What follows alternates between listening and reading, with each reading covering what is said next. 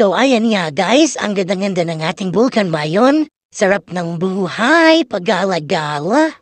Bukas walang pagkain, paano yan? Walang trabaho. Nakita nyo naman may barko, kinabusog na ako. Paano ba naman yan? Gala ng gala? Wala man lang pagkain, wala rin pamasayata. Paano kaya ako makakauwi nito? Wala makikita nyo yung bulkan ngayon, grabe ang ganda. Punta po ako dito sa Embarcadero de Legazpi. Ayan, sobrang ganda ng ating view. May pumasok pang barko.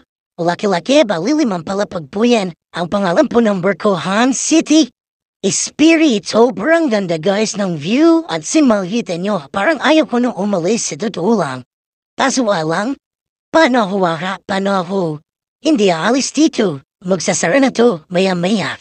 Yan guys, grabe. Ang sarap ng buhay, pagala-gala. Ayan o, sobra talaga, sobrang ganda. Tapos makita niyo isang barko, grabe nagsisipicture sila doon sa may tapat ng bulkan ngayon. Grabe, sobrang thankful sila at nakarating sila dito sa Panawayo guys. Ayaw niyo bang pumunta dito sa aming lugar?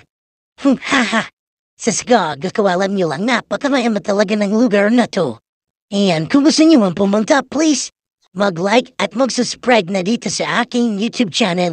And please mag-iwan po kayo ng comment para sa susunod nating pupuntahan dito sa lugar sa Bicol. Yan guys, maraming lugar po dito sa Bicol na pwede niyong pasyalan.